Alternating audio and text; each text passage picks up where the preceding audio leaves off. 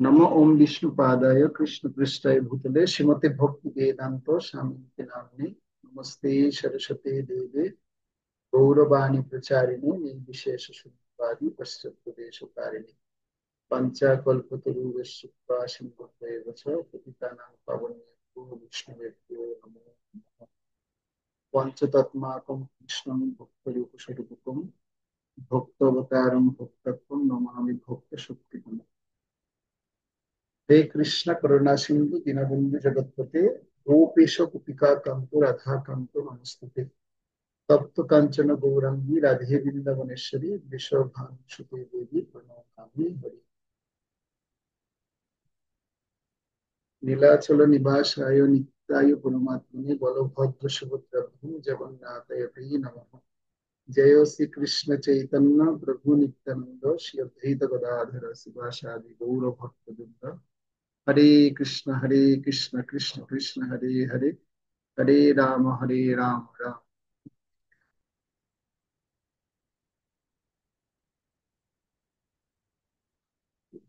আমি এখন যা কথা বলছি কি কেটে কেটে যাচ্ছে? মনে হচ্ছে কেটে কেটে যাচ্ছে একটু, না ক্লিয়ার শোনা না যাচ্ছে? প্রভু, শোনা যাচ্ছে। ক্লিয়ার শোনা যাচ্ছে? সবাই শুনতে পাচ্ছেন ক্লিয়ার? না, হরে কৃষ্ণ প্রভু, একটু কেটে কেটে কেটে যাচ্ছে? যাচ্ছে কথা। ঠিক আছে, আমি বুঝতে পেরেছি। প্রভু, আমরা তো ভালোভাবে শুনতে পাচ্ছি। হরে কৃষ্ণ প্রভু। হ্যাঁ, আমি ঠিক করে নিচ্ছি এখন নেটটা একটু। যদি এভাবে নিয়ে বলা হয় তার আরেকটু কাছে নেওয়া হয় তাহলে ভালো হতো প্রভু। আচ্ছা, একদম কাছে একদম মুখের মধ্যে লাগিয়ে বলছি এইভাবে। একটু আস্তে শোনা যাচ্ছিল। এখন ঠিক আছে? হরে কৃষ্ণ। হ্যাঁ হ্যাঁ, এখন ঠিক, এখন শোনা যাচ্ছে। আচ্ছা, ধন্যবাদ। আপনাদের সহযোগিতা নিয়েই আমি চেষ্টা করবো আপনাদেরকে যেভাবে ভালো হয় সেভাবেই এই ক্লাসটাকে পরিবেশন করার জন্য। ঠিক আছে, আপনাদের যেন কোনো কষ্ট না হয় সেটা আমরা দেখছি। ঠিক আছে, নেট এখন ক্লিয়ার আছে, এখন আশা করছি সব শুনতে পাচ্ছেন। তো আমরা যে বিষয়টা আজকে আলোচনা করব সেটা হচ্ছে প্রকৃত জ্ঞানের কথা বলছি। প্রকৃত জ্ঞান কি সেই বিষয়ে আমরা আলোচনা করব। তো সবাইকে পুনরায় অবশ্য স্বাগতম জানাচ্ছি আমাদের আজকের এই জীবনের প্রস্তুতি অধিবেশনে যারা উপস্থিত হয়েছেন সঠিক সময়ে। আমরা প্রথমে একটি কীর্তন করলাম, ভজন কীর্তন করলাম। আজকে আমাদের শিক্ষার্থী ভক্তবৃন্দ আপনারা কীর্তন করেছেন, আপনাদেরকে ধন্যবাদ জ্ঞাপন করছি। তারপর আমরা একটা ভজন শুনলাম। তো ভজনটা কে লিখেছেন বললাম, মনে আছে আপনাদের? কার লেখনী ভজন আমরা শুনলাম? প্রভু ভক্তি বিনোদ ভক্তি বিনোদ ঠাকুর। ঠাকুরের। ভক্তি বিনোদ ঠাকুরের একটা ভজন শুনলাম। তো ভক্তি বিনোদ ঠাকুরকে আপনার মতো, আমার মতো বা অন্যজন ব্যক্তির মতো সাধারণ মানুষ বলে ধরলে তিনি হচ্ছেন আমাদের সপ্তম গোস্বামীর একজন। যেরকম আমাদের 6 জন গোস্বামী আছেন আমরা জানি, জয়রূপ শ্রী সনাতন ভট্ট রঘুনাথ, শ্রীজীব গোপাল ভট্ট দাস রঘুনাথ। এই 6 জন গোস্বামী, তার মধ্যে 7 নম্বর একজন গোস্বামী আছে, তিনি, তার নাম হচ্ছে সচিদানন্দ ভক্তি বিনোদ ঠাকুর। তার পূর্ব নাম ছিল কেদারনাথ দত্ত। তার পূর্ব নাম কি ছিল? কেদারনাথ দত্ত।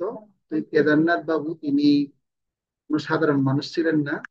তিনি তখনকার সময়ে একজন ম্যাজিস্ট্রেট ছিলেন, ভারতবর্ষের একজন বিখ্যাত ম্যাজিস্ট্রেট ছিলেন। সমস্ত ইংরেজরা তার আহ, তার নিমিত্তেই কি করতো, তার সিদ্ধান্ত অনুসারেই চলাফেরা করতো এবং তার সিদ্ধান্তগুলোকে মেনে নিয়েই কি করতেন, যথাপযোগ করতেন। সেজন্য তিনি এত একজন গুরুত্বপূর্ণ ব্যক্তি ছিলেন।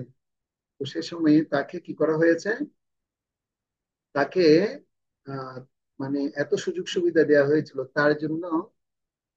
একটা কৃষ্ণনগরে আমঘাটা হয়ে তার বাড়ি পর্যন্ত একটা রেল লাইনের রাস্তা করে দেওয়া হয়েছিল। এটা মানে কত বড় একজন ব্যক্তি হলে তার জন্য এরকম আলাদা করে ট্রেনের ব্যবস্থা ব্যবস্থা করা যায়।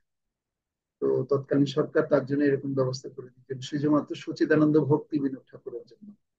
পরবর্তীতে তার নাম হয় ভক্তি বিনোদ ঠাকুর, কিন্তু পূর্ব নাম ছিল কেদারনাথ দত্ত। তো সে কেদারনাথ দত্ত অর্থাৎ ভক্তি বিনোদ ঠাকুরের একজন অত্যন্ত শক্তিধর সন্তান হচ্ছেন, ছেলে ছিল ভক্তি সিদ্ধান্ত সরস্বতী ঠাকুর, যাকে আমরা অত্যন্ত পরিচিত বলে জানি, ছিল অভয়চরণ অরবিন্দ ভক্তি বেদান্ত স্বামী ছিল প্রভুপাদের গুরুদেব বলে আমরা জানি। তো সেজন্য অত্যন্ত গুরুত্বপূর্ণ একজন ব্যক্তি এবং গুরুত্বপূর্ণ একজন আমাদের জন্য গৌড়ীয় বৈষ্ণব, যিনি আমাদের জন্য এই এত সুন্দর ভজন লেখনির মাধ্যমে সমস্ত মানুষের হৃদয়কে জয় করেছিলেন। এবং তার লেখাগুলো যত পড়বো, যত ভজনগুলো শুনবো, তত আমরা কৃষ্ণ ভক্তিতে অনুপ্রেরণা পাবো। কিভাবে? আমি আজকে যে ভজনটা পড়েছি সেটা একটু আপনাদের সাথে আলোচনা করবো, তারপর বলবো। যেমন আমরা বলা হচ্ছে এখানে, ভক্তিবিনোদ ঠাকুর বলছেন, শিল ভক্তিবিনোদ ঠাকুর বলছেন, রাধা কৃষ্ণ বলো বলো বলো রে সবাই। সবাইকে কি করতে বলছে? রাধা এবং কৃষ্ণ বলো বলো বলো রে সবাই। কিন্তু এই বলো বলো শিক্ষাটা কে প্রদান করেছেন? এই শিক্ষা দিয়া, স্বপ্ন দিয়া, শুধুমাত্র নবদ্বীপে নদিয়া আছে তাই না। বলছে ভগবানের এই হরিনাম জপ কীর্তন যেখানে হচ্ছে সেটাকেও নদিয়া বলে ধরা হচ্ছে। সব নদিয়া মানে সব স্থানেই ফিরছে নেচে গৌরনিতাই, মানে নদিয়ার সমস্ত স্থানে যে গৌরনিতাই হরিনাম প্রচার করে করে এই শিক্ষাটা দিচ্ছে। কি কি দিচ্ছে? বলো ভাই একবার হরি বলো, হরি বলো, হরি বলো। একবার কৃষ্ণ বলো, কৃষ্ণ বলো, কৃষ্ণ বলো। কি বলে বলে কি করছেন? শিক্ষা দিচ্ছেন। একবার রাধা কৃষ্ণ বলো, কৃষ্ণ বলো, সঙ্গে চলো, এই মাত্র দীক্ষা চাই। রাধা কৃষ্ণ বলো বলো বলো রে সবাই। তো নেচে গিয়ে কি করছে গৌরনিতাই, তারা সুন্দর মতো এটা প্রচার করছে। পরের লাইন বলছে, নিচে মায়ার বসে যাচ্ছ ভেসে, খাচ্ছ হাবু ডুবু ভাই। তো এখন কথা হচ্ছে, নিচে মায়ার বসে কিভাবে আছি আমরা, কিভাবে ভেসে যাচ্ছি, কিভাবে খাচ্ছি হাবুডুবু। অর্থাৎ কৃষ্ণ বলি যে জীব অনাদি বহির্মুখ, অতএব মায়া তারে দেই সংসার দুঃখ। আমরা এই জগতে এসেছি, আমরা এর আগের ক্লাসগুলোতে জেনেছি, জীবের কাজ হচ্ছে কৃষ্ণের আরাধনা করা, ভগবানকে ডাকা। ভগবানকে ভুলে গিয়ে তখন আমরা কি করছি? আমাদের এই ইন্দ্রিয়গ্রাহ্য যে বস্তুর প্রতি এত বেশি আমরা কি হয়ে পড়ছি, ধ্যান দিচ্ছি, যার কারণে আমরা কৃষ্ণকে ভুলে গেছি। সেজন্য মানে যে নিচে মায়া মানে হচ্ছে, আপনারা এটা প্র্যাকটিক্যালি বুঝবেন, যেমন আপনাদের হাতের যে লাইটের ছায়া পড়েছে, ছায়াটা কি আসল না মিথ্যে? তো এই ছায়াকে তুলনা করা হচ্ছে কিসের সাথে? মায়ার সাথে তুলনা করা হচ্ছে। অর্থাৎ নিচে মানে হচ্ছে মিথ্যা, বা বাংলায় আরেকটা শব্দ বলা হয় অলিক। হ্যাঁ, যেটা সত্য নয়, দেখা যাচ্ছে সত্য কিন্তু আসলে সেটা সত্য নয়। তো আমরা এই জগতে মনে করছি সুখ লাভ করার জন্য অনেক কিছু ছুটছি, কিন্তু সেই সুখটা আমার জন্য চিরস্থায়ী নয়। সেজন্য এই জীব কি করছি? আমরা এই নিচে মায়ার পিছনে ছুটতে ছুটছে ভেসে যাচ্ছি। এবং এই ভব সমুদ্র, এটাকে বলা হচ্ছে ভব সমুদ্রকে তুলনা করা হচ্ছে, এটাকে এই যে জগৎটাকে তুলনা করা হচ্ছে ভব সমুদ্রের সাথে। আর এই ভব সমুদ্রে আমরা কি হচ্ছি? হাবুডুবু খাচ্ছি। ঠিক আছে, তুমি মাতাজি কিছু বলবেন? আপনি হাত তুলেছেন। হ্যাঁ প্রভু। বলুন। শ্রীদাম দাস, সাবিত্রী দাস, প্রভু আপনি ভুলে এই ক্লাসে জয়েন হয়ে গেছেন। এটা আপনার ক্লাস না প্রভু। শ্রীধাম দাস, প্রভু। ঠিক আছে মাতাজি, আচ্ছা, বলুন। ঠিক আছে, হরে কৃষ্ণ। তো আমরা আলোচনা করছি যে মিছে মায়ার বসে যাত্র বেশে খাচ্ছ হাবু ডুবু ভাই। তাহলে কি হচ্ছে? হাবু ডুবু খাচ্ছি কিভাবে আমরা বুঝতে পারছি। তাহলে ভব সমুদ্রে পড়ে আমরা হাবুডুবু খাচ্ছি। কিভাবে খাচ্ছি আমি একটা জ্বলন্ত দৃষ্টান্ত আপনাদের বলছি। তো গৌরনীতায় তারা কি করছে? তারা এই নগর সংকীর্তন, নগর পরিক্রমা করে করে সবাইকে উদ্ধার করছে। একবার কি হয়েছে? কৃষ্ণ এবং অর্থাৎ কৃষ্ণের স্বরূপ হচ্ছে শ্রী চৈতন্য মহাপ্রভু। আর এই মহাপ্রভু এবং নিত্যানন্দ মহাপ্রভু তার সমস্ত পার্শ্বদেরকে নিয়ে সংকীর্তন যজ্ঞ করছেন, সংকীর্তন করছেন প্রতিটি নগর গ্রামে গিয়ে গিয়ে। ফিরছে নিচে বর্ণিতে বললো না, নিচে গিয়ে তারা কি করছে? প্রতিটি জায়গায় গিয়ে হরিনাম বিতরণ করছে। তো হরিনাম বিতরণ করতে গিয়ে দেখতে পাচ্ছে কি, এক খোপা সে কি করছে? কাপড় কাচ্ছে। কোথায়? সে দিঘির পাড়ে বসে ধোপা কাপড় কাচ্ছে। আর যখন ধোপা যখন কাপড় কাচ্ছে, তখন মহাপ্রভু দেখতে পাচ্ছে কি, সে মহাপ্রভুর এই সংকীর্তনে সবাই অংশগ্রহণ করছে। তো এই ধোপা, সে কিন্তু সংকীর্তন করার প্রতি কোনো মনোনিবেশই নেই, সে সংকীর্তনের কথা কোনো চিন্তাই নেই, সে শুধু কর্মব্যস্ত।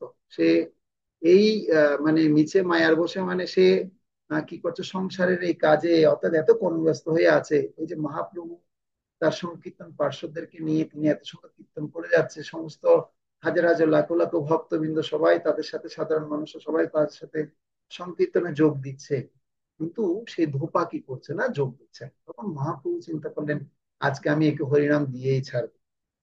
মহাপ্রভুর কাজ হচ্ছে জগতে বদ্ধ জীবদেরকে হরিনাম প্রদানের মাধ্যমে কি করা, মুক্ত করা। এটা হচ্ছে কার ইচ্ছা, মহাপ্রভুর ইচ্ছা। তো মহাপ্রভু নিত্যানন্দ মহাপ্রভুকে বলছেন, ভাই অবধূত, তুমি কি করো, এই সংকীর্তনকে এগিয়ে নিয়ে যাও, আমি একটু ধোপার সাথে একটু প্রেম বিনিময় করে আসি, মানে কৃষ্ণ নাম বিনিময় করে আসি। তারপর কি করলো, সে দৌড়ে গিয়ে কার কাছে গেল, ধোপার কাছে গেল। ধোপার কাছে গিয়ে বলছে, ভাই বলো একবার হরি বলো, হরি বলো, হরি বলো। কি বলছে, বলছে ভাই একবার হরি বলো, হরি বলো, হরি বলো। দুই হাত জোড় বলছে, ভাই একবার হারি বলো, হরি বলো, হরি বলো। দুপা বলছে, কি এক মহা মুশকিলে পড়লাম, আমি কাপড় খাচ্ছি, সে আবার এসে আমার সামনে কি উল্টাপাল্টা কি বলছে। আর মহাপ্রভু তো তখন চলন বলন গুলো দেখতে কিসের মতো লাগছে, ভিখারির মতো মনে হচ্ছে, কারণ গলার মধ্যে একটু উত্তরিয়ে দিয়েছে আর ধুতি পরেছে। আর মানে এইভাবে দুই হাত তুলে বলছে, বলো ভাই একবার হরি বলো, হরি বলো, হরি বলো। ও যে এই ভিক্ষুকের মতো আসছে, হয়তো কিছু পয়সা টয়সা নিতে আসছে। তখন তার কোমরের মধ্যে সিকি বের করে একটা সিকি মহাপ্রভুর হাতে এবার ছুড়ে দিয়ে যা, নাও, যাও যাও, এখান থেকে যাও, যাও। তো মহাপ্রভু কি সিকি নিতে আসছে, মহাপ্রভু তো কৃষ্ণ প্রেম দিতে আসছে। মহাপ্রভু বলছে, তুমি কি, আমি তোমার থেকে কি সিকি নিতে আসছি, তুমি বোকা, এরকম চিন্তা করছো, দাঁড়াও, তোমাকে এখন আমি তোমাকে এই নাম দিতে আসছি, তোমাকে এই নাম দিয়েই ছাড়বো। তা মহাপ্রভু এবার জলের মধ্যে নামা শুরু করলো। বলছি, কি আশ্চর্য ব্যাপার, এখন দেখি জলে নামছে, এ কি কি আমাকে কে চিনি খাবে নাকি। ওর কি করলো, ধোপা বলছে, আচ্ছা দেখি তুমি কতটুকু নামতে পারো দেখি। ধোপাও পিছন দিক থেকে নামা শুরু করলো। মহাপ্রভু বলছে, বলো ভাই একবার বলো, হরি বলো, হরি বলো, হরি বলো। কি বলছে, মহাপ্রভু বলছে কাকে, ধোপাকে। আর ধোপা সে আরো পিছন দিকে নেমে কোমর জলে নেমে গেছে। মহাপ্রভু বলছে, তোমাকে আর সময় দেওয়া যাবে না, এবার তোমাকে উদ্ধার করেই ছাড়বো। এবং মহাপ্রভু কোমর জলে নেমে বলো ভাই একবার হরি বলো, মানে ঝাপটিয়ে ধরেছে কাকে, তার গায়ের উপর ঝাপটিয়ে পড়েছে। আর যখন মহাপ্রভু যখন তার গায়ের উপর ঝাপটে পড়েছে, পড়ার সাথে সাথে এবার সে তার মুখ দিয়ে কি বের হবে, কি মুখ দিয়ে কি বের হবে আপনারা বলুন, হরি বল, হরি বল, হরি বল, হরি বল, হরি বল। মহাপ্রভু বলছে, কাজ কাজ শেষ, আমার কাজ শেষ, তুমি এবার এখানে হরি বল, হরি বল করতে থাকো, এবার আমি গেলাম। এবার ধোপা তো এবার কৃষ্ণ প্রেম পেয়ে গেছে, এক ছাপটাতেই মানে সে কৃষ্ণ প্রেম পেয়ে গেছে। এটা হচ্ছে ইলেকট্রিসিটি শর্টের মতো। কারো যদি একটু শক লাগলে যেভাবে সারা গায়ে যেভাবে ঝাঁকুনি দিয়ে ওঠে, এখন তার গায়ে সেভাবে ঝাঁকুনি দেওয়া শুরু করলো। সে সবসময় কি করছে, হরিবোল হরিবোল করতে করতে সে সকালে গেল রূপা কাপড় কাচতে, এখন বেলা গড়িয়ে গেল। বেলা গড়িয়ে প্রায় দুটো তিনটা বাজতে চললো। এখন স্ত্রী ঘরের মধ্যে সুন্দরী রমণী বসে আছে। এখন অনেক সময় কি হয়, গৃহের মধ্যে এরকম স্বামী যদি সঠিক সময় খেতে না আসলে স্ত্রীর অনেকটা চিন্তা হয়।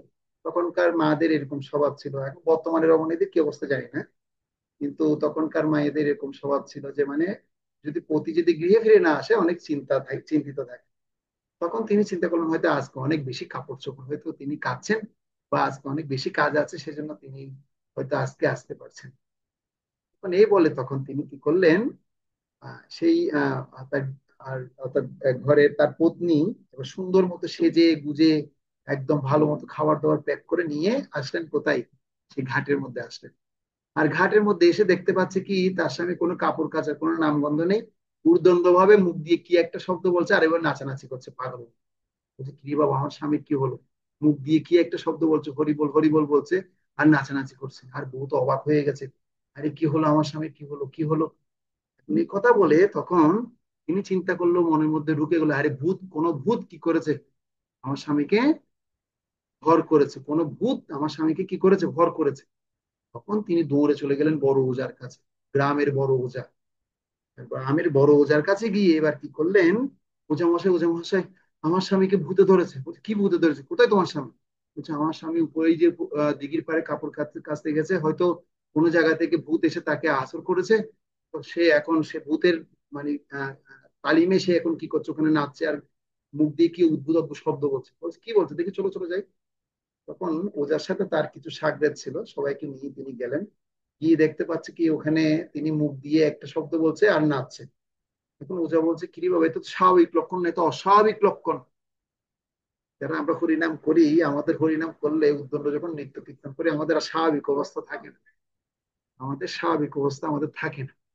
তো এখন সে অবস্থা তো এখন তার তো এখন ওজা বুঝতে পারছে না। এখন তার তো কি হয়ে গেছে, তার তো এখন মানে এমন অস্বাভাবিক অবস্থা হয়ে গেছে, এখন যা বলছে একটু তো সাধারণ কোনো ভূতে ধরেনি গো তোমাকে, তোমার স্বামীকে তো সাধারণ ভূতে ধরেনি, ওকে একটা অসাধারণ কি, ওকে একটা অসাধারণ ভূতে ধরেছে, সাধারণ না। বলছে তাহলে কি করতে হবে ওজা মশাই বলুন। বলছে একে এই সাধারণ বান টুন দিলে হবে না, ওকে ঝাড়ফুঁক দিতে হবে। ওর জন্য ওকে কি করে, ওকে ফুল গাছ এনে, বিভিন্ন প্রকারের গাছ ডালপালা এনে তাকে ঝাড়ফুঁক করতে হবে। তো আমরা দেখেছি সাধারণত, আপনারা যারা ছোটরা আছেন দেখেননি, আমাদের গ্রামও দেখতে পেতাম, যাদেরকে এরকম ভূতে ধরতো বা এ ধরনের কিছু পরিস্থিতি হতো, তাকে কি করতো, আহ, জবা ফুলের বৃক্ষ, জবা ফুল গাছ, বাঁশঝাড়ে বাঁশ গাছ, নিম গাছ, নিম পাতা, এ ধরনের ডালপালা দিয়ে তাকে ঝাড়ফুঁক দিত, মানে তাকে কি করতো, সারা গায়ে ঝাড়ফুঁক দেওয়া হতো। তো এখন তাকে ঝাড়ফুঁক দিচ্ছে দেখি ঝাড়ফুঁকও কমছে না, বলছে না একে ঝাড়ফুঁক দিলে কাজ হবে না, বলছে বড় একটা লাঠি নিয়ে আসো, বড় একটা লাঠি নিয়ে আসে, লাঠি মেরে কি করতে হবে তাকে, তার গা থেকে ভূত ছাড়াতে হবে। তখন কি গা লাঠি কোথায় পাবে, এখন তখন বাজার থেকে একটা কাঁচা বাঁশ কি করেছে, কেটে নিয়ে আসে, কেটে নিয়ে এসে এবার কি করছে, এমন পিটা দিয়েছে, আর সেই পিটাটা কি হয়েছে জানেন, যেমন ইলেকট্রিসিটি যদি কাঁচা বৃক্ষ, কাঁচা গাছ যদি লাগিয়ে যদি আপনি কারেন্টের তার যদি জয়েন করতে চান, তাহলে কি হবে, শক, শক খাবে না, শক্ট হয়ে যাবে, কারণ কাঁচা গাছ দিয়ে তো কিছু করা যায় না, ওর হয়তো পাকা গাছ দিয়ে করতে হবে। এখন এই এই ওজা যখন তাকে বাঁশ দিয়ে যখন কি করতে গেল, পিটাতে গেল, সে তো সাথে সাথে কি হলো, সেই শকের মতো, মানে কারেন্টে ইলেকট্রিসিটি যেভাবে শক হয়, শক খাওয়ার মতো করে ওজার গায়ে এবার সেই পাওয়ারটা চলে আসলো, ভূতটা এখন কার গায়ে আসলো, ওজার গায়ে আসলো। এখন ওজা আবার কি বলা শুরু করলো, হরি বল, হরি বল, হরি বল, হরি বল, হরি বল। ওজা এখন বলা শুরু করলো হরি বল। তারপর তার স্ত্রী ভয় পেয়ে বলছে হ্যাঁ হ্যাঁ হ্যাঁ হ্যাঁ, ওঝা মহাশয়কে আনলাম আমার স্বামীর ভুট্টা তাড়াতে, এখন দেখি সে ভুট্টা আমার স্বামীর গায়ের উপর গিয়ে পড়লো, আমার স্বামীর ভুট্টা এখন দেখি ওঝা মশাইয়ের গায়ের উপর গিয়ে পড়লো। যদি কোন সাধারণ ভূত না দেখি তাহলে। তারপর অন্যান্য সাকরেতে বলছে না না, একে এইভাবে করলে হবে না, বলছে আরো দু চারটা বাসা একত্রে নিয়ে আসো, নিয়ে এসে এখন পিটিয়ে কি করতে হবে, দুজনকেই, এই দুজনকে পিটিয়ে এই ভূতকে তাড়াতে হবে। এখন তারা যখন সেম ভাবে যখন করতে গেছে, সবারই একই পরিস্থিতি হয়ে গেছে, সবাই এখন কি করতে কি করা শুরু করেছে, বলা শুরু করেছে হরি বল, হরি বল, হরি বল। এ হচ্ছে গৌরাঙ্গ মহাপ্রভুর শক্তি, শ্রী চৈতন্য মহাপ্রভুর এমনই শক্তি, তারা তাদের এই শক্তির মাধ্যম দিয়ে তারা সারা জগৎবাসীকে কৃষ্ণ প্রেম বন্যায় কি করেছেন, ভাসিয়েছেন। সেজন্য এই গানের মধ্যে সে কথা বলা হচ্ছে, ভক্তিবিনোদ ঠাকুর তিনি উল্লেখ করে রেখেছেন যে রাধা কৃষ্ণ বলো বলো বলের সবাই, এই মহাপ্রভু এবং নিত্যানন্দ মহাপ্রভু তারা সারা জগতে এইভাবে কৃষ্ণ প্রেম বিতরণ করার মাধ্যমে সমস্ত মায়াবদ্ধ জীবদেরকে মায়ামুক্ত করছে। তো আমরাও যারা এখন কৃষ্ণ মহানামে অনুশীলন করছি, গ্রহণ করেছি, আমরাও সবাই মায়ার মধ্যে আছি, কিন্তু এখন কৃষ্ণ ভক্তি করার আমাদের সুযোগ হয়েছে। তো এই মায়ার মধ্যে থেকেও আমরা এই যে কৃষ্ণ নাম করে আনন্দ পাচ্ছি, সেটা আমরা অনুভব করি। যেমন আপনারা এই লীলা শুনে আপনারা কত আনন্দ পাচ্ছেন, অনেকে মানে আনন্দে বিহ্বল হয়ে যাচ্ছে, কেননা এটা মহাপ্রভুর অত্যন্ত করুণা। তো বলা হচ্ছে চৈতন্য মহাপ্রভুর দয়া, দুটো লাইন আমি বলবো, দুটো লাইন পড়লে আপনারা শিখতে পারেন, মুখস্থ করতে পারেন, আপনারা লিখে রাখতে পারেন, মুখস্থ করতে পারেন। চৈতন্য চন্দ্রের দয়া করহ বিচার, বিচার করিলে চিত্তে পাবে চমৎকার। কি বলছে, আবার বলছি, চৈতন্য চন্দ্রের দয়া করহ বিচার, বিচার করিলে চিত্তে পাবে চমৎকার। দুটো লাইন, চৈতন্য চন্দ্রের দয়া করহ বিচার, বিচার করিলে চিত্তে পাবে চমৎকার। লিখেছেন সবাই? শ্রী চৈতন্য মহাপ্রভুর দয়াকে বিচার করতে বলছে, বিচার করলে কি হবে, আমাদের চিত্ত বা চেতনার মধ্যে চমৎকারিতা পাবো, চমৎকার। লেখা হয়েছে দেখি, বলুন বৃন্দা মাতাজি, বলো তো কি লিখেছে। হরে কৃষ্ণ প্রভু। চৈতন্য চন্দ্রেরও দয়া করহ বিচার, বিচার করিলে চিত্তে পাবে চমৎকার। Very good. Thank you. সবাই লিখতে পেরেছেন তো নাকি? তো চৈতন্য মহাপ্রভুর দয়াকে আমাদের বুঝতে হবে।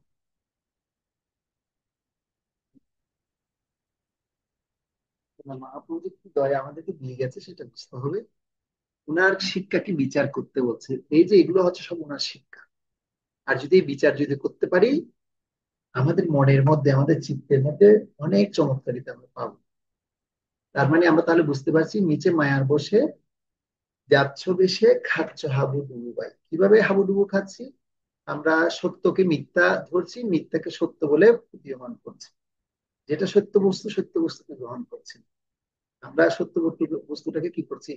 মিথ্যা বস্তুতে রূপান্তরিত করছি। আর মিথ্যা বস্তু যেটা, সেটাকে সত্য মনে করছি। যেমন আমরা মনে করছি কি, আমাদের আহ যেমন বর্তমান সময়ের কথা বলি, যদি কিছু আমি উদাহরণ আপনাদের দিই। যেমন আমাদের অনেক আত্মীয় স্বজন আছেন, বন্ধু বান্ধব আছেন। তো আমরা তাদের জন্য কত পরিশ্রম করছি, কত খাটাখাটনি করছি। তো আমরা ধরে নিচ্ছি তারা আমাদেরকে মৃত্যু পর্যন্ত তারা আমাদেরকে কি সহযোগিতা করে যাবেন, এবং তাদের সহযোগিতা আমরা পাবো। কিন্তু সত্যি কি আমরা তা পাই?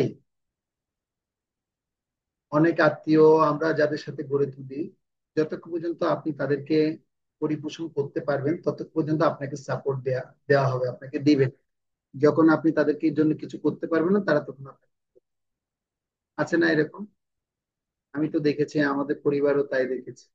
যাদের জন্য করতে পারবেন তারা আপনার খুব সুনাম করবে, যাদের জন্য কিছু করতে পারবেন না, তারা আপনার জন্য কি দুর্নাম রটবে, রটাবে।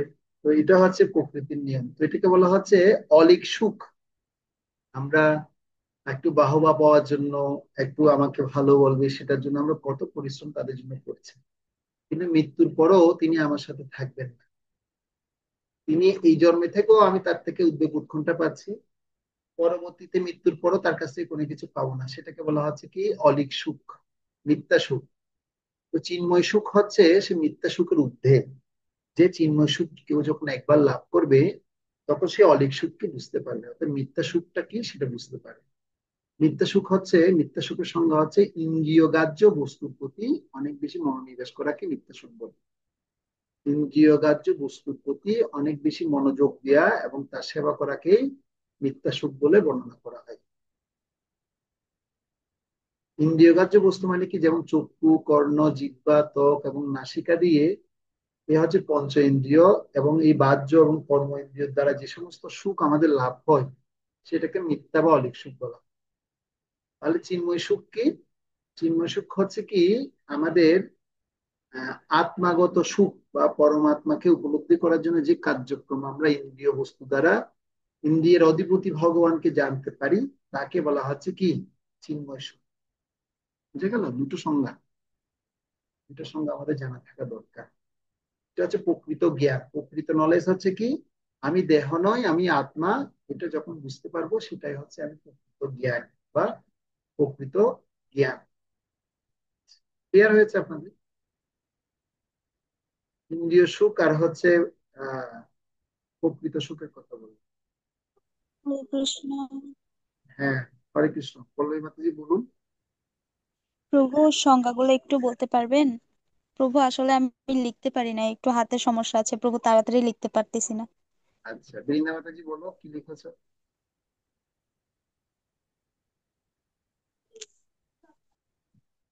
সাউন্ড অফ হয়ে গেছে, সাউন্ড অফ। ইন্দ্রিয় গ্রাহ্য বিষয় বা বস্তু দ্বারা আমরা যে সুখ পাই তা হচ্ছে মিথ্যা সুখ। হ্যাঁ, পল্লবী মাতাজি আর লিখুন। ইন্দ্রিয় ইন্দ্রিয় দিয়ে আমরা ইন্দ্রিয় অধিপতি ঈশ্বরের সেবা করা হচ্ছে চিন্ময় সুখ।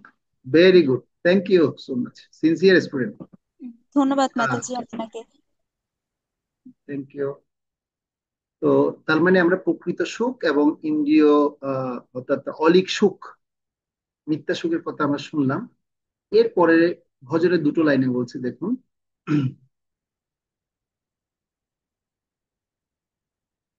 জীব কৃষ্ণ দাস, এই বিশ্বাস করলে তো আর দুঃখ নেই। জীব তাহলে কিভাবে কৃষ্ণের দাস, সেটা যদি জানতে হয়, আমাকে আগে দেহ এবং আত্মার পার্থক্যটা সম্পর্কে জানতে হবে। যখন আমরা সেটা জানতে পারবো, তখন বুঝতে পারবো জীব হচ্ছে কৃষ্ণের নিত্য দাস। আমরা প্রত্যেকে কৃষ্ণের নিত্য দাস। কিভাবে কৃষ্ণের নিত্য দাস? ভগবান ভগবত গীতা একটা শ্লোকে বলছেন, মামুইবাংশ জীবলোকে জীবভূত সনাতন। প্রত্যেক জীব হচ্ছে আমার নিত্য অবিচ্ছেদ্য অংশ।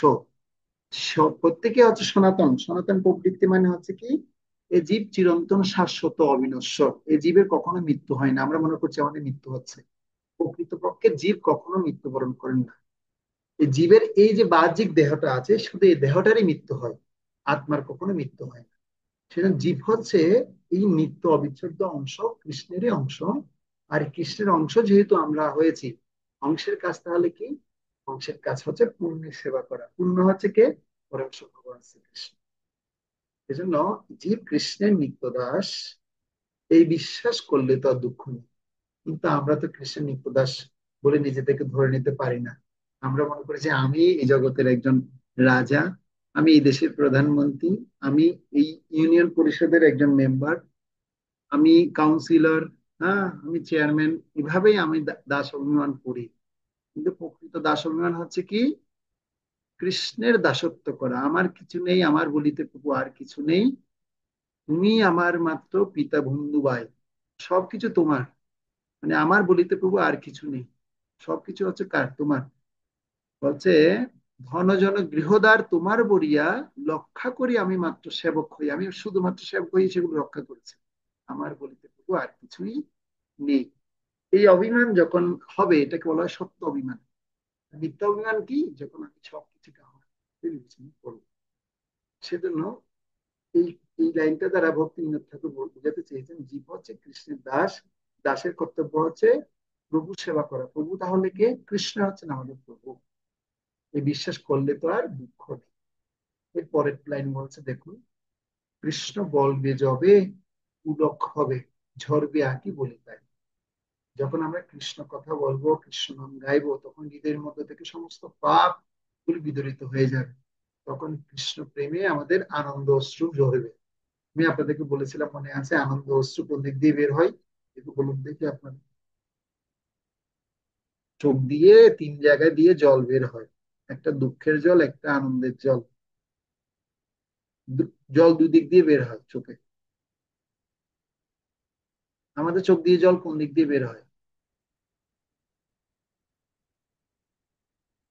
কোন দিকে?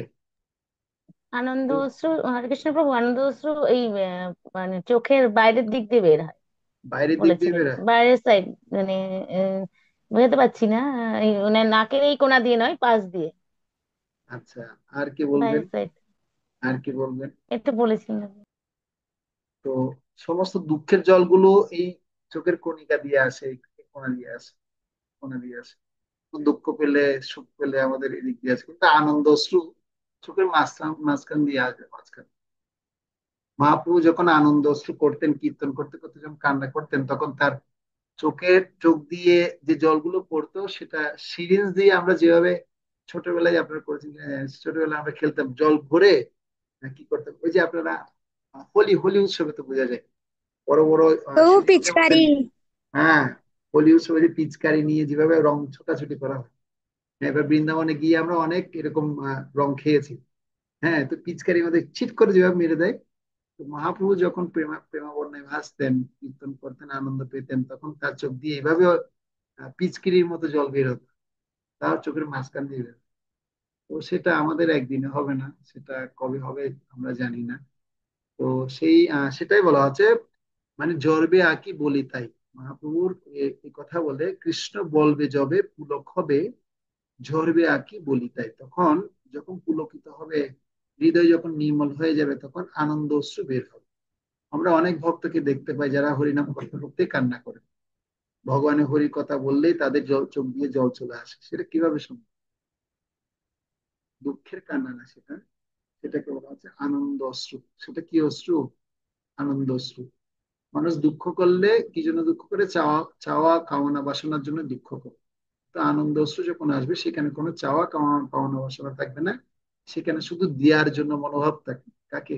আমি ভগবানকে শুধু দিতে চাই, দিতে চাই, দিতে চাই, দেওয়ার মনোভাবটা থাকবে। আমি আমার জীবনটাই ভগবানকে দিয়ে দেবো।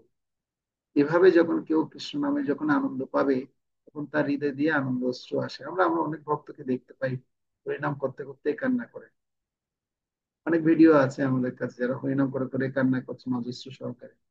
একজন আমাদের ইসকনে মহারাজ ছিলেন, যেমন শিল প্রভুপাদের কথা বলি। শিল প্রভুপাদ একবার কীর্তন করতে করতে, কথা বলতে বলতেই, this is my request, humble request to everyone, মানে প্রত্যেককে তিনি বলছে, অনুরোধ করছেন, তোমরা প্লিজ কি করো, হরে কৃষ্ণ মহামন্ত্র জপ করো, প্লিজ রিয়েলাইজ শ্রীকৃষ্ণ ভগবান কৃষ্ণ।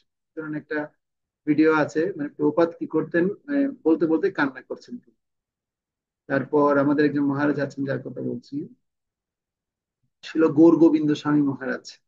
তিনি প্রভুপাদ, আমাদের ইসকনের প্রভুপাদ, আরেকজনকে প্রভুপাদ বলা হয়, তিনি হচ্ছেন ছিল গৌর গোবিন্দ স্বামী মহারাজ। তাকেও ভক্তি বেদান্ত উপাধি দেওয়া হয়েছে। তো ছিল গৌর গোবিন্দ স্বামী মহারাজও কীর্তন করতে করতে তিনি কি করতেন, তিনি কথা বলতে বলতে কান্না করতেন, এবং তিনি ভগবানের কথা বলতে বলতেই দেহত্যাগ করেছেন। বেশ আসনে বসেই তিনি দেহত্যাগ করেছেন। তো মানে আপনারা যদি উড়িষ্যাতে যান কখনো, উড়িষ্যা ভুবনেশ্বরে একটা জায়গা আছে, সেই ভুবনেশ্বরে এখানে যে ইসকন টেম্পল আছে সেটা হচ্ছে শিল গৌর গোবিন্দ স্বামী মহারাজের সেখানে সমাধি আছে। তো আপনারা সেখানে দেখে আসতে পারেন। তো অত্যন্ত অপাকৃত এবং দিব্য স্তরের ভক্ত ছিলেন ভগবানের, শুদ্ধ ভক্ত ছিলেন, এবং শিল প্রভুপাদের অত্যন্ত প্রিয়তম শিষ্য ছিলেন শিল গৌর গোবিন্দ স্বামী মহারাজ।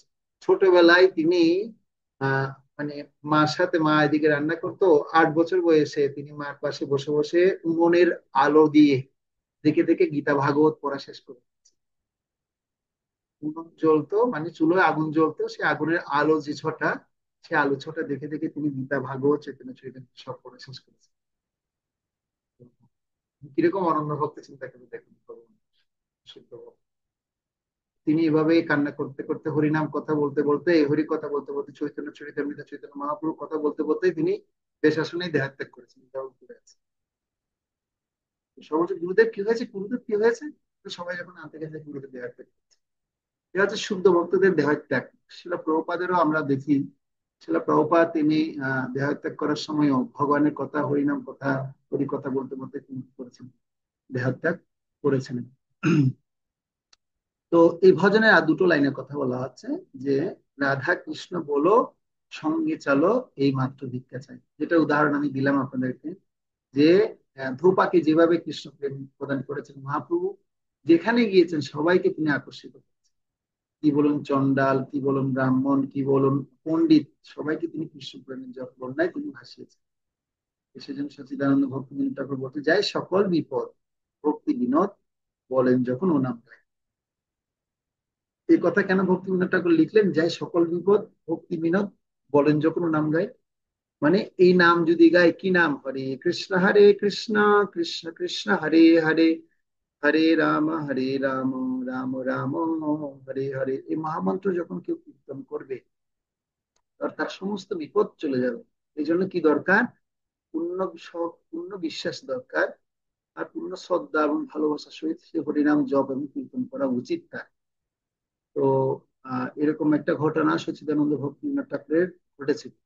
ভক্তি বিনোদ ঠাকুর যখন তিনি ম্যাজিস্ট্রেট ছিলেন, তখন তৎকালীন ব্রিটিশ সময়ে, হ্যাঁ, তখন ব্রিটিশ রাজারা সবাই ভক্তি বিনোদ ঠাকুরের সহযোগিতা নিত। তো একবার তখন কি হয়েছিল, তখন একজন ছলদারি, একজন কপট আপনার যোগী, তার নাম ছিল ফল্গু ভগবান, মানে তাকে সবাই ফল্গু ভগবান বলে ডাকতো। তার নাম ছিল রামকৃষ্ণ রাম ফল্গু ভগবান। তো সে রামকৃষ্ণ রাম ফল্গু ভগবানকে মানে মানে সে কি হয়েছে, তার বিশাল প্রভাব হয়ে গেছে। তো ভক্তি বিনোদ ঠাকুরের কাছে সমস্ত ব্রিটিশ সরকারের বড় বড় উচ্চ কর্মকর্তারা আসলেন, এসে বলছেন যে এরকম তো ফল্গু ভগবানের অত্যাচারে তো দেখি আমরা অতিষ্ঠ হয়ে গেছি। বলছে কেন, কি হয়েছে? বলছে সব মানুষগুলো, সাধারণ মানুষগুলো তাকে ভগবান বলে মানছে, আর সে জাদু মন্ত্র টোনা টোনা দিয়ে সে কি করছে, মানুষকে বশ করে ফেলছে, আর সে মানুষরা সবাই ছুটাছুটি করছে তার পিছনে। বলে তুমি কি এর কোনো বিহিত করতে পারো?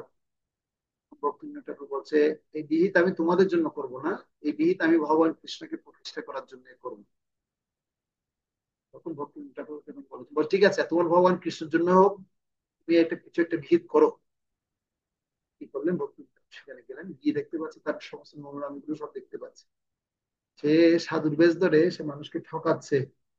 তখন সে যখন সবাইকে যখন ঠকাচ্ছে, তখন ভক্তিবিনোদ বলছে, তুমি কিভাবে মানুষের সাথে এভাবে কেন প্রতারণা করছো?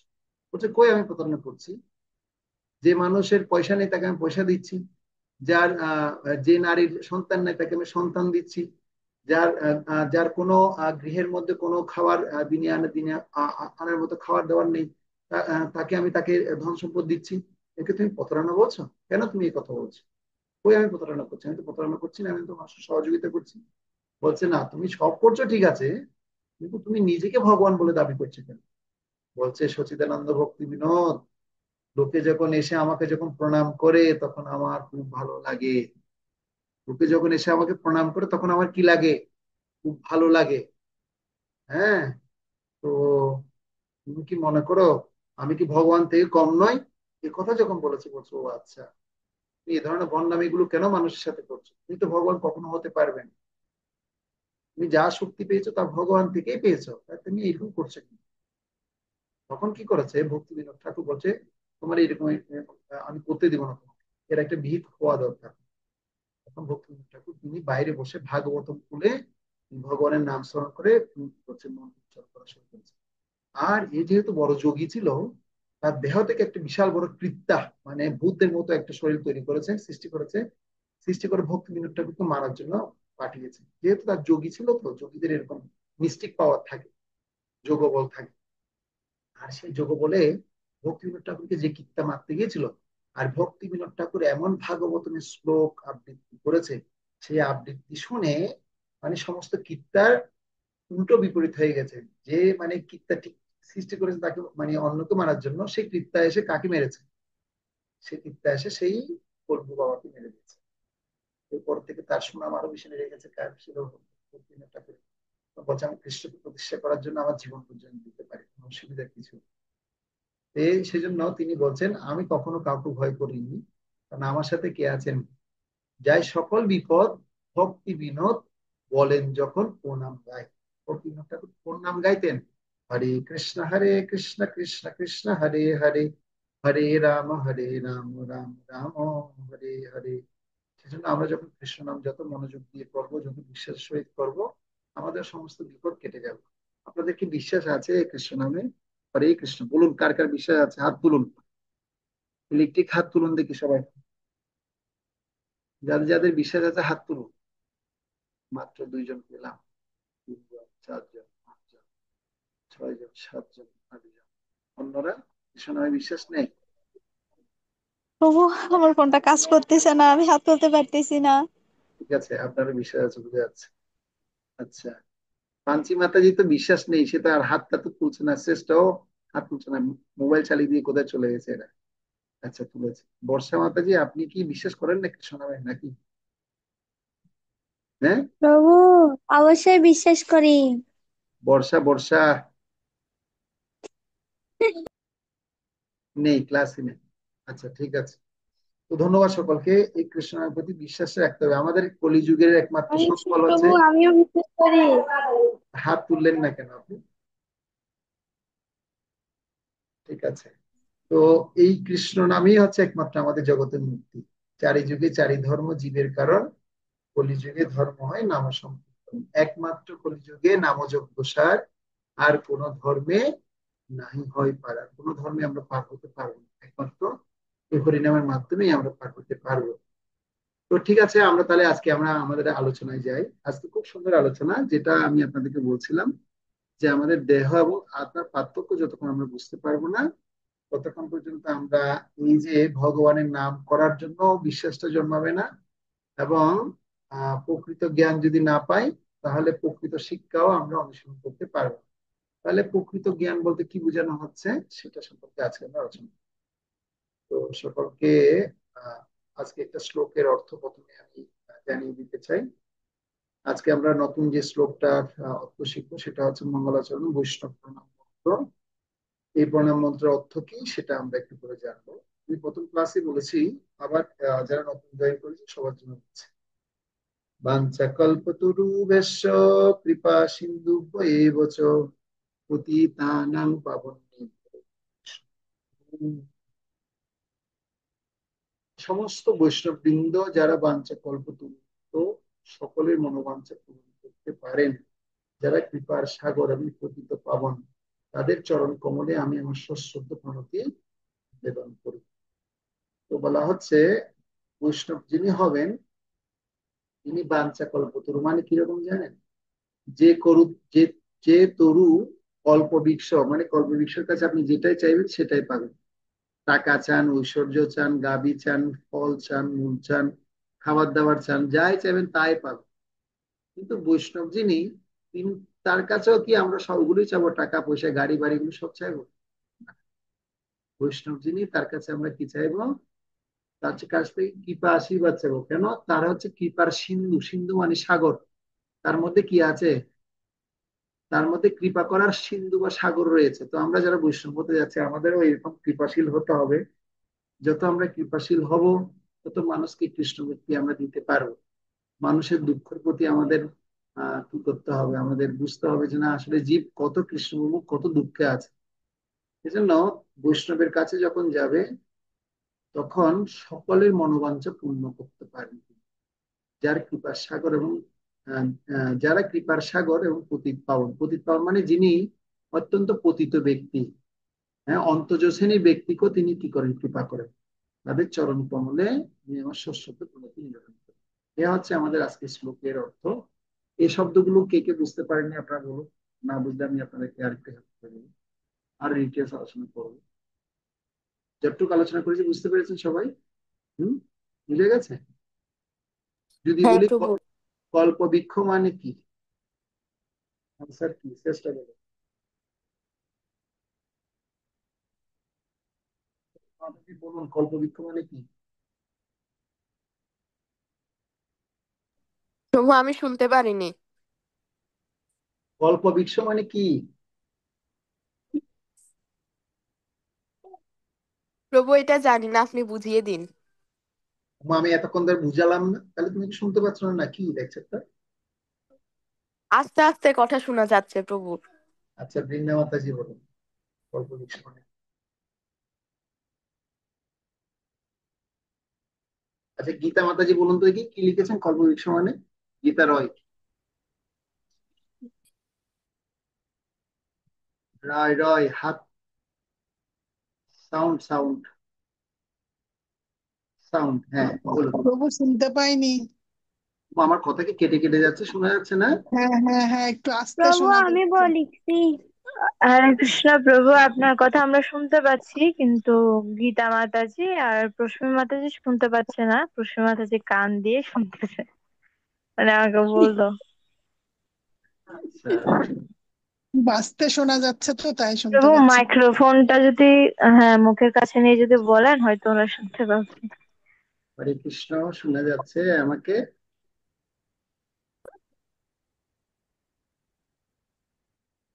আচ্ছা, গীতা কর্মকার মাতাজি বলুন কি বলেছে কল্পবৃক্ষ মানে। হ্যাঁ, হরে কৃষ্ণ প্রভু, প্রণাম। বলুন। শোনা যাচ্ছে প্রভু? হ্যাঁ, আপনার তো শুনতে পাচ্ছি ক্লিয়ার। আপনি আমাকে ক্লিয়ার হ্যাঁ, শুনতে পাচ্ছেন? হ্যাঁ, আমি হেডফোনটা লাগিয়ে শুনতে পাচ্ছি, তার আগে শুনতে পাচ্ছিলাম না। ও কৃষ্ণ, তাহলে তো সমস্যা। হ্যাঁ। যেন কি বলছিলেন? কল্প বৃক্ষ কথার অর্থ হচ্ছে যে সেই বৃক্ষের কাছে যা চাওয়া যায় সেটাই পাওয়া যায়, হুম, সেটাই হচ্ছে কল্পবৃক্ষ। হরে কৃষ্ণ, ধন্যবাদ। যে বৃক্ষের কাছে যা চাওয়া যাবে সব পাওয়া যাবে। এখন সাউন্ড একটু ক্লিয়ার হয়েছে? হরে কৃষ্ণ। হ্যাঁ এখন প্রভু। অনেকটা ক্লিয়ার না? হ্যাঁ, শুনে একটা ইয়ে হয়েছে। গীতা কর্মকার মাতাজি কিছু বলবেন আপনি? আমি তো লোয়ার হ্যান্ড করলাম, কিন্তু না আমার হ্যান্ড রাইজটা ঠিকঠাক হচ্ছে না। লোয়ার হ্যান্ড রাইজ করতে গেলে লোয়ার হ্যান্ড হয়ে যাচ্ছে, হ্যান্ড লোয়ার করতে আচ্ছা গেলে ঠিক রাইজ আছে, হয়েছে। উঠে আছে এখন হাতটা, আমি বুঝতে পারছি না। ঠিক আছে, আমি লোয়ার করে দিচ্ছি। হরে যদি কৃষ্ণ প্রভু। অসুবিধা হলে হ্যাঁ, হবে, হ্যাঁ। আমি এখান থেকে কন্ট্রোল। কেন ডিস্টার্ব হচ্ছে বুঝতে আচ্ছা পারছি না। হ্যাঁ। ঠিক আছে, তাহলে আমরা এই বাঞ্ছা কল্পতরুভ্যশ্চ কৃপা সিন্ধু বছর পতিতানাং পাবনেভ্য বৈষ্ণব শ্লোকের অর্থ আমরা জানলাম। এখন আমরা আলোচনা করব যে আপনি কি দেহ না অন্য কিছু। এখন আপনাদের কাছে যদি প্রশ্ন করি, আপনি কি দেহ না অন্য কিছু? আমরা এখন দেহ এবং আত্মার কথা জানবো। 5 বছর পূর্বে যা ছিলেন এখন আপনি কি একই আছেন, না 100 বছর পরে একই থাকবেন? তো আপনি কি বলতে পারেন যে জীবিত দেহ এবং মৃত দেহের মধ্যে পার্থক্য কি? তিনখানা প্রশ্ন কথা প্রশ্নটা বলছি, দেখি উত্তর কি আসে, দেখি শুনি দেখি। ওই যদি আপনাদেরকে প্রশ্ন করে আপনি কে, আনসার কি হবে? কে পারবেন তিন? প্রভু আমি বলবো। তোমার হাত তুলতে হবে। হ্যাঁ, হাতটা তো তুলতে হবে, নাহলে আমি কিভাবে দেখবো? প্রভু আমার ইলেকট্রিক হাত তো উঠাতে পারছি না। আচ্ছা, পল্লবী মাতাজি বলুন কি বলতে চান বলুন। প্রভু আপনার প্রথম প্রশ্নটা ছিল যে আমি কে। প্রভু এটার উত্তর হবে যে আমি চিন্ময় আত্মা ভগবানের নিত্য দাস। আচ্ছা, এটা কি মুখস্থ করে বললেন না যিনি ক্লাস শুনে শুনে বললেন? প্রভু আমি আপনাদের থেকেই শিখেছি এটা। আমাদের তো পরিচিত বললে আপনি কে, আমি বলবো তো আমি শাস্ত্র নিপুণ। তো আপনি কোথায় থাকেন? আমি তো মন্দিরে থাকি। তো প্রভু এটা এটা হচ্ছে পরিচয়। জাগতিক পরিচয়। আচ্ছা, পারমার্থিক পরিচয় কি আমি দেহ না আমি আত্মা? হ্যাঁ প্রভু। আপনি আত্মা, তাহলে ঠিক আছে, তাহলে ধরে রাখুন আপনি আত্মা। তো আপনি কি বলতে পারেন জীবিত এবং মৃতদেহের মধ্যে পার্থক্য কি? প্রভু একটু বলতে পারবো। প্রভু জীবিত থাকলে আমাদের মধ্যে চেতন থাকে, আর মৃত হলে মানুষের মধ্যে চেতন থাকে না। প্রভু আমরা জীবিত অবস্থায় ভগবানের নাম কীর্তন করতে পারবো, সাধু সঙ্গ করতে পারবো, কিন্তু প্রভু আহ দেহত্যাগ করার পর এটা প্রভু আমরা পারবো না। দেহত্যাগ মানে কি? জীবিত থাকা মানে কি? প্রভু এই দেহ দাঁড়ান, মাথায় যে একটু পশ্চিম মাথায় যে হাত তুলেছে, কি বলতে চাইলেন বেচারি, বলুন। হ্যাঁ, বলুন পশ্চিম মাতাজি, সাউন্ড অফ করেই বলুন, হ্যাঁ, ফোন করবেন না। হরে কৃষ্ণ প্রভু। হ্যাঁ, প্রভু প্রশ্নটা বুঝি নেই। বাবা কি বল, বসে বুঝিনি বলছি। প্রভু দেহ ত্যাগ মানে কি? মৃতদেহ আর জীবিত দেহ মানে কি? প্রভু মৃতদেহ যেটা সেটা হচ্ছে যে মানে তার ভিতরে আত্মা থাকবে না, আর যেটা জীবিত দেহ তার ভিতরে আত্মা থাকবে। আর আমরা আত্মা থাকলে যে হাঁটা চলা যেগুলো করি, হাঁটা চলা, তারপরে আর ওগুলো করতে পারবে না। জীবিত হলে হাঁটা চলা করতে পারবে, ভগবানের সেবা করতে পারবে। আচ্ছা ঠিক আছে, ধন্যবাদ। আপনারা মোটামুটি দেহ আত্মার পার্থক্য অনেকদিন ধরে ক্লাস একটু একটু শুনছেন, সেজন্য একটু একটু বলতে পারছেন। কিন্তু আজকের যে ক্লাসটা আমি করবো, প্রকৃত জ্ঞান যখন পাবো, আমরা অনেকটা আত্মাকে উপলব্ধি করতে পারবো, অনেকটা পারবো, ঠিক আছে? তো আমরা সেজন্য দেহ এবং আত্মার পার্থক্য সম্পর্কে একটু মনোযোগ দিয়ে শুনবো। কারণ আত্মা সম্পর্কে মানুষ হাজার হাজার বার, লাখো লাখো বার শুনলো, আত্মাকে উপলব্ধি করতে পারে না। সেটা আমার কথা নয়, সেটা কার কথা? ভগবত গীতার কথা। এই যে আমার হাতে একটা ভগবত গীতা নিয়েছে, দেখতে পাচ্ছেন তবে? এই গীতা সবার কাছে আছে এটা। এই গীতা যদি থাকে আপনারা দেখুন, দ্বিতীয় অধ্যায়, ভগবত গীতা দ্বিতীয় অধ্যায় খুলুন সবাই। দ্বিতীয় অধ্যায়ে 72 খানা শ্লোক আছে। কতখানা শ্লোক আছে? 72 খানা শ্লোক আছে। এই দ্বিতীয় অধ্যায়ে 72 খানা শ্লোকের মধ্যে প্রতিটি শ্লোকেই, প্রত্যেক শ্লোকেই কি আছে? জ্ঞানের কথা বর্ণনা আছে। কি জ্ঞান? প্রকৃত জ্ঞানের শিক্ষা দেওয়া আছে। কি বলেছে মনে রাখবেন কেমন? ভগবত গীতায় দ্বিতীয় অধ্যায় সাংখ্য যোগে 72 খানা শ্লোক আছে। এই সাংখ্য যোগে 72 খানা শ্লোকের মধ্যে প্রত্যেক শ্লোকের মধ্যে গীতার পবিত্র প্রকৃত জ্ঞান দেয়া আছে। প্রকৃত জ্ঞান কি? সে প্রকৃত জ্ঞানের শিক্ষা কোথায় আছে বললাম? দ্বিতীয় অধ্যায় সাংখ্য যোগে প্রতিটি শ্লোকে আছে। তো আপনারা প্রথম থেকে দেখুন, ভগবানের কাছে যখন অর্জুন প্রশ্ন করেছেন যে,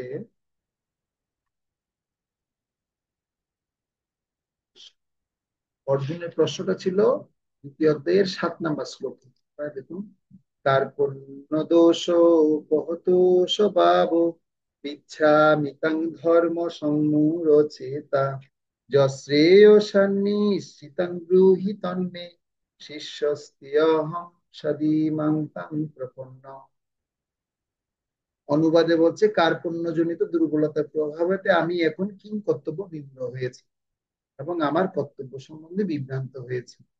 এই অবস্থায় আমি তোমাকে জিজ্ঞাসা করছি, আমি কি কর জিজ্ঞাসা করছি এখন কি করা আমার পক্ষে শ্রেয়স্কর, তা আমাকে বলো। এখন আমি তোমার শিষ্য এবং সর্বতভাবে তোমার শরণাগত, দয়া করে তুমি আমাকে নির্দেশ দাও।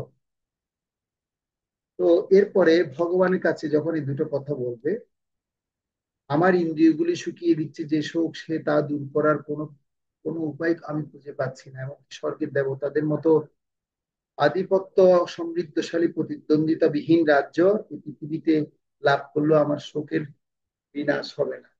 তো এক কথায় আলোচনা হচ্ছে অর্জুন দেহ এবং আত্মার পার্থক্যটা তিনি শুনেছেন, আপনাদের মধ্যে কি করেছেন, শুনেছেন, কিন্তু উপলব্ধি করতে পারেন। কে উপলব্ধি করতে পারেনি? অর্জুনও উপলব্ধি করতে পারেনি। সেজন্য সে আত্মীয়দের প্রতি অত্যন্ত কি হয়ে গেছে, তাদের প্রতি অত্যন্ত শোকাগ্রস্ত হয়ে গেছে, তাদের প্রতি অত্যন্ত ভালোবাসা স্নিগ্ধে খুব জড়িয়ে গেছে। তো আমরাও তাই না? আমরা কি আত্মাকে বুঝে গেছি? আত্মাকে কি উপলব্ধি করতে পেরেছি? কে কত পার্সেন্ট আপনাকে উপলব্ধি করতে পারছেন, কি হাত তুলুন তো। আচ্ছা, 1% আপনাকে উপলব্ধি করতে পেরেছেন, কে 1%? অনলি 1%। 1%, 1% কি উপলব্ধি করতে পারেনি? তার মানে আমরা আমরা 100 ভাগ তো অনেক দূরের কথা। 100 ভাগ তো অনেক দূরের কথা। তার মানে আমরা প্রত্যেকে কি দেহাত্মা বুদ্ধিতে আছি না? প্রত্যেকে তাহলে কি বুদ্ধিতে আছি? আচ্ছা, এবার আপনারা বলুন দেখি দেহাত্ম বুদ্ধি মানে কি? কে বলতে পারবেন, হাত তুলুন। দেহাত্ম বুদ্ধি মানে কি? যে আমরা, আপনারা তো আত্মা বুদ্ধি নেই বলছেন, তাহলে কি বুদ্ধিতে আপনারা আছেন বলুন দেখি। ওটাই বলুন, এই আনসারটা কি পারবেন বলুন।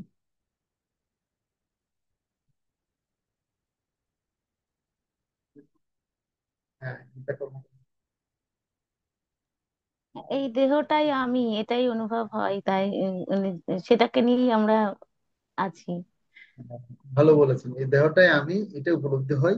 যেমন দেহের জন্য সমস্ত কিছু করছি।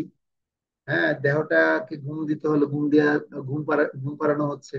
দেহটা খাবার যখন প্রয়োজন খাবার দেওয়া হচ্ছে। দেহটা অসুস্থ হলে একটু মেডিকেলে গিয়ে ট্রিটমেন্ট দেওয়া হচ্ছে। মানে দেহটাকে সবকিছু আমরা করছি। কিন্তু আত্মাটা তো, যদি দেহ না থাকে তাহলে এই দেহটার কোনো মূল্যই থাকবে না। এই দেহটা কি মূল্য থাকবে? আপনি অসুস্থ হচ্ছেন, সেটা অনুভব কে করাচ্ছে? আপনার খিদে লেগেছে, খিদাটা কে অনুভব করাচ্ছে? মৃত মানুষকে কি আর ডাক্তারের কাছে নিয়ে যেতে হয়? মৃত মানুষকে কি আর খাবার টেবিলে বসেই খাওয়াতে হয়? মৃত মানুষকে কি আর ঘুম পাড়াতে হয়? মৃত মানুষকে কি আর গাড়িতে চড়িয়ে অন্য জায়গায় নিয়ে যেতে হয়? মৃত মানুষকে কি হাওয়ার বাতাস খাওয়াতে হয়? মানে মৃত মানুষটা তাহলে কে? তার মানে জীবিত বা আত্মা, মানে আত্মাকেও আমরা জীবিত বলতে পারি, আত্মাকে আমরা মৃত বলতে পারি, তাই না? আত্মাটা যখন দেহ থেকে কি হয়ে যাবে, চলে যাবে, তখন আত্মাটা যখন চলে যাবে তখন আছে কি, দেহটা কি মৃত। আবার যখন দেহের মধ্যে ঢুকবে তখন তিনি হচ্ছেন জীবিত, তাই না? তো এখন আপনাদেরকে গীতা যে শ্লোক খুললাম, সে এরপর দেখুন 7 নম্বরের পরে ভগবান কৃষ্ণ এবার দেহ এবং আত্মার পার্থক্য বোঝানো শুরু করবে। অর্থাৎ সঞ্জয় একটা দুটো কথা বলবে যে এখন অর্জুন এই প্রশ্নগুলো কার কাছে করেছে, কৃষ্ণের কাছে গিয়ে করেছে। এখন ভগবান 11 নম্বর শ্লোক থেকে বলা শুরু করবে। দেখুন 9-10-এর পর কত নাম্বার আছে? 11 নম্বর শ্লোক কি লেখা আছে? এবারে আত্মার বর্ণনা। ভগবান প্রথমে সুযোগ শুরু করে দিয়েছে।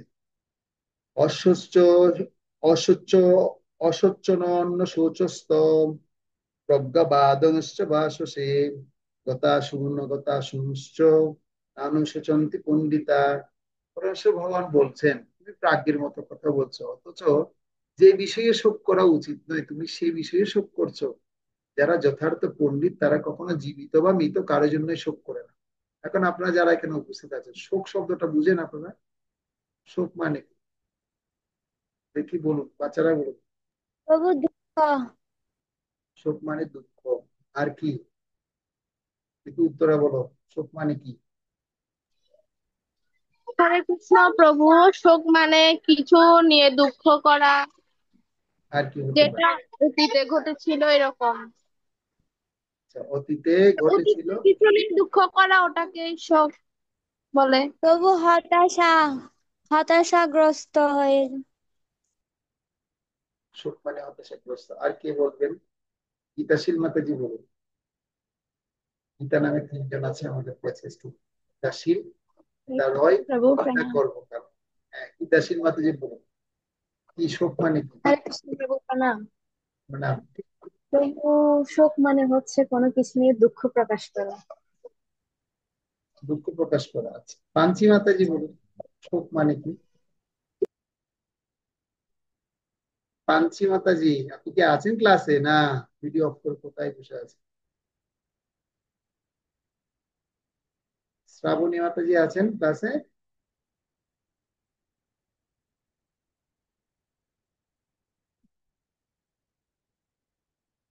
অর্ত্রী মাতাজি আছেন? যারা ভিডিও অফ আছে তাদেরকে জিজ্ঞেস করছি। তুলি মাতাজি বলো, শোক মানে কি?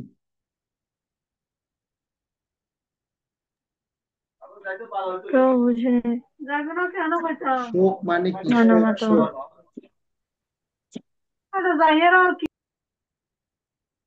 ঠিক আছে, আপনার ঘরে ঝামেলা দেখা যাচ্ছে। বর্ষা মাতাজি বলুন, শোক মানে কি? বর্ষা মাতাজি, হরে কৃষ্ণ। কৃষ্ণ শোনা যাচ্ছে আমাকে? পাঞ্চি মাতাজিকে জিজ্ঞেস করলাম এতক্ষণ ধরে শোক মানে কি, কোথায় ছিলেন আপনি? সাউন্ড অন করে বলুন। প্রভু আমার এখানে ওয়াইফাই এ কাজ চলতেছে তো ডিস্টার্ব করতেছে। শোক মানে কি বলছি? শোক শব্দের অর্থ কি? এটা চিন্তা করে বলুন। কষ্ট। শোক মানে কষ্ট বলছে, শোক মানে হচ্ছে কষ্ট পাওয়াকে শোক বোঝাচ্ছে। তো ব্যাপার হচ্ছে ভগবান কৃষ্ণ অর্জুনকে বলছেন শোক শব্দের অর্থ কি সেটা বুঝাচ্ছেন। তুমি প্রাজ্ঞের মতো কথা বলছো, অথচ যে বিষয়ে শোক করা উচিত নয় সে বিষয়ে কি করছো? শোক করছো। যারা যথার্থ পণ্ডিত তারা কখনো জীবিত বা মৃত কারোর জন্যই শোক করেন না। তো এখন আমাদের আত্মীয় স্বজনরা যদি কেউ মারা যায়, কত শব্দ শুনি, তো শোক করি কি করি না? করি। তো যদি শোক করি তাহলে কার জন্য শোক করছি? কার জন্য করছি? যে মারা গেছে যে সেদের মারা জন্য। গেছে যে মারা গেছে তার জন্য সে। শোক করছি। কেন শোক করছি? শোক মানুষ কেন করে? অতীতের কার্যকলাপ গুলো স্মরণ করার জন্য, স্মরণ করে করে সে শোক করে। শোক, আপনারা তিনটা শব্দ লিখুন, শোক, তারপরে লিখুন নিচে মোহ, তারপরে লিখুন নিচে ভয়। শোক, মোহ, ভয়, তিনটা। শোক, শোক কোথা থেকে হয়? শোক অতীত থেকে হয়। অতীতের কার্যকলাপের জন্য শোক হয়।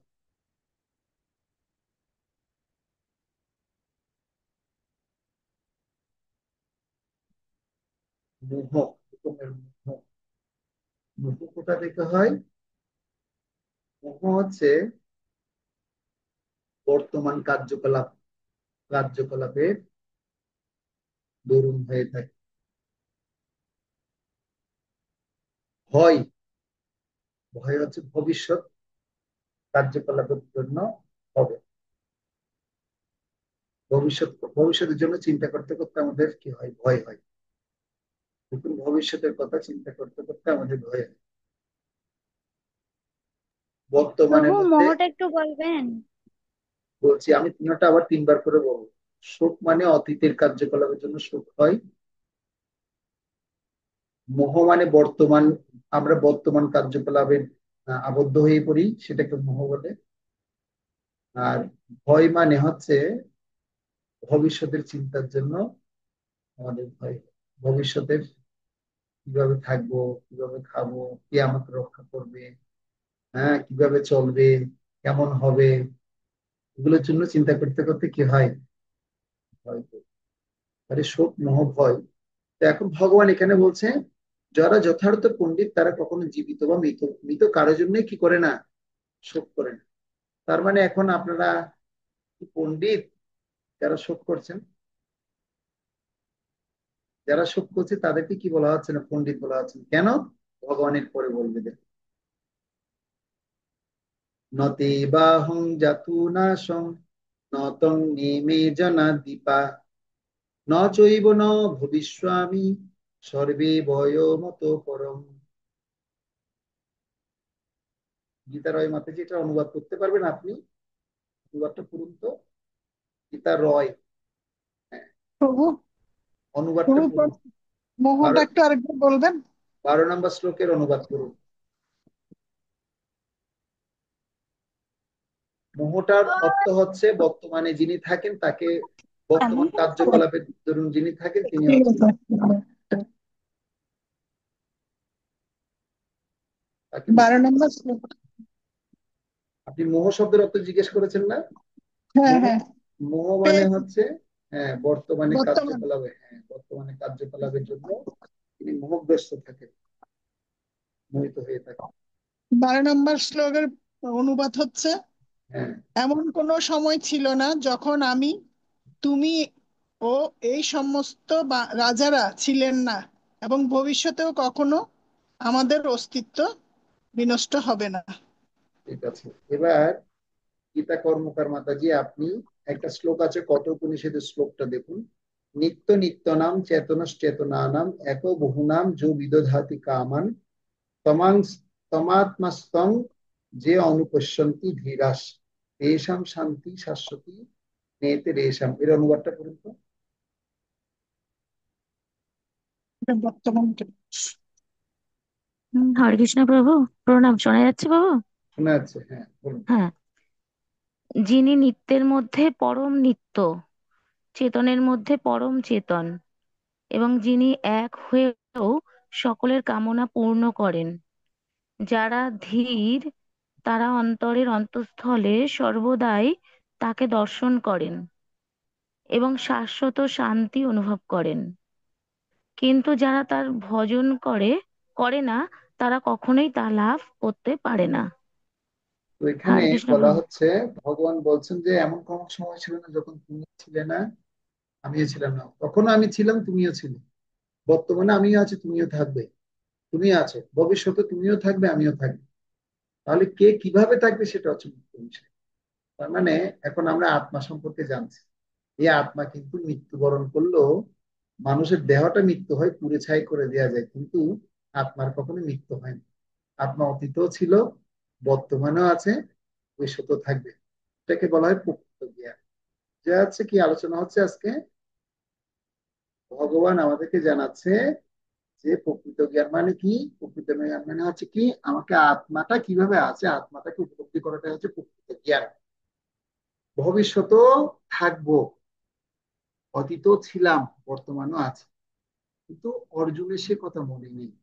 কিন্তু ভগবান বিদায়, ভগবানের সমস্ত কথা মনে আছে। সেজন্য ভগবান হচ্ছে বিভু আত্মা, আমরা হচ্ছে অনু আত্মা।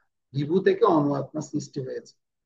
কেউ যদি আমাদেরকে যদি প্রশ্ন করে ভগবান কেমন, ভগবান হচ্ছেন বিভু, মানে তিনি হচ্ছে বৃহৎ। আর আমরা হচ্ছে কি অনু, অনু মানে হচ্ছে কি ক্ষুদ্র। বর্ষা মাতাজি শুনতে পেয়েছেন কি বলছি? হরে কৃষ্ণ। হ্যাঁ প্রভু শুনেছি। ঠিক আছে। বিভু আত্মা এবং অনু আত্মার কথা বোঝানো হয়েছে। এবার এই পরশ্লোকে দেখুন, ভগবানের বলবেন দেহিনস্মিন যথা দেহে কৌমারং যৌবনং জরা তথা দেহান্তর প্রাপ্তি ধীরস্তত্র ন মুহ্যতি। দেহির দেহ যেভাবে কুমার, যৌবন এবং জরার মাধ্যমে তার রূপ পরিবর্তন করে চলে, মৃত্যুকালে তেমনি ওই দেহি বা আত্মা এক দেহ থেকে অন্য দেহে দেহান্তরিত। স্থিতপ্রজ্ঞ ব্যক্তিরা, পণ্ডিতেরা কখনোই পরিবর্তনে বুঝতে। তো আমরা আগে শিশু ছিলাম না, জন্মগ্রহণ করার পূর্বে মাতৃগর্ভে তো একদম কি ছিলাম, অপরিপুষ্ট ছিলাম। জন্মগ্রহণ করার পর শিশু, আস্তে আস্তে কুমার, প্রগণ্ড, কিশোর, যুবক, তারপর বৃদ্ধ, বার্ধক্য, তারপর মৃত্যু। তো বলা হচ্ছে এই দেহির দেহ মানে এই আত্মার যে দেহটা দেওয়া হয়েছে, সে দেহটা কি হচ্ছে, যেভাবে কুমার, যৌবন এবং জরার মাধ্যমে তার রূপ পরিবর্তন করছে, মানে আমাদের এক একটা রূপ পরিবর্তন করে চলছে। কি মৃত্যুকালে এই দেহি আত্মা এক দেহ থেকে অন্য একটা দেহে চলে যাবে। মৃত্যুর সময় দেহ আত্মাটা কি হবে, আরেক দেহে চলে যাবে। কিন্তু সেই সে আত্মাটা আরেক দেহে চলে যাবে, কিন্তু আত্মা কখনো কি হবে না, মৃত্যু হবে না। সে কথাই বলছে। বলছে এই বিষয়টা যে বুঝতে পারবে তাকে স্থিতপ্রজ্ঞ বলা হচ্ছে। স্থিতপ্রজ্ঞ মানে স্থির, তিনি অস্থির না।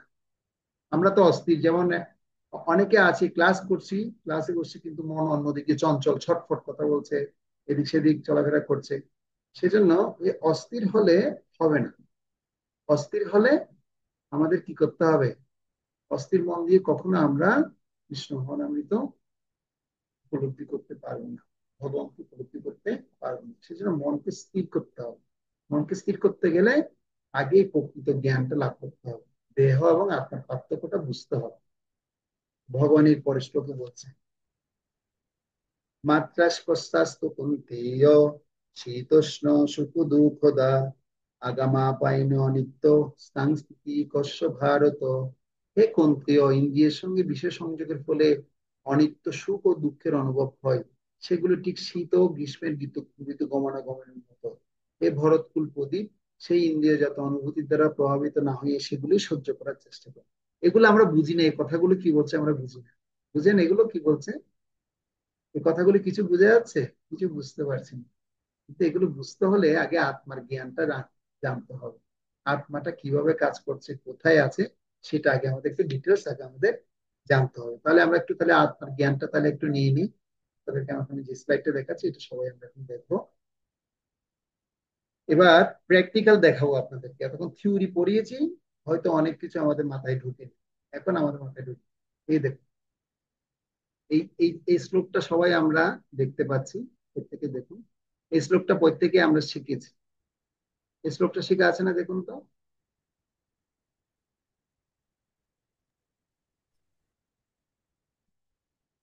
এই শ্লোকটা শেখা আছে সবার? হ্যাঁ প্রভু। হ্যাঁ, এটা কমন একটি শ্লোক, এটা সবারই শেখা আছে। দেহিনস্মিন যথা দেহে কুমারম যৌবনম জরা তথা দেহান্তর প্রাপ্তি ধীরস্তত্ব নমজ্জতি। তো এই একটা ছবি দেখা যাচ্ছে, আপনার ছবিটা দেখতে পাচ্ছেন সবাই? হ্যাঁ এই দেখা ছবি, যাচ্ছে। আচ্ছা, এই ছবিটার মধ্যে কি বুঝতে পারছি আমরা? যে কথা আমি একটু আগে আপনাদেরকে বুঝালাম, শিশু থেকে আস্তে আস্তে কি হচ্ছে, যৌবনে পদার্পণ করছে। দেখতে পাচ্ছেন? শিশু থেকে আস্তে আস্তে আস্তে আস্তে কুমার, কুমার থেকে প্রবন্ধ, প্রবন্ধ থেকে আস্তে আস্তে কি যৌবন, যৌবন থেকে বার্ধক্য হয়ে মৃত্যু। তো ভগবান বলছে এই যে পরিবর্তন যেটা হচ্ছে, এটা কেন হচ্ছে, কিভাবে হচ্ছে, এটা যে বুঝতে পারবে তাকে স্থিতপ্রজ্ঞ বলা হচ্ছে। যে বুঝতে পারবে না তাকে, সে স্থিতি না, সে অস্থিতপ্রজ্ঞ। তো তাহলে সেটা বুঝতে হলে কি করতে হবে? তো সেটা বোঝার জন্য আমাকে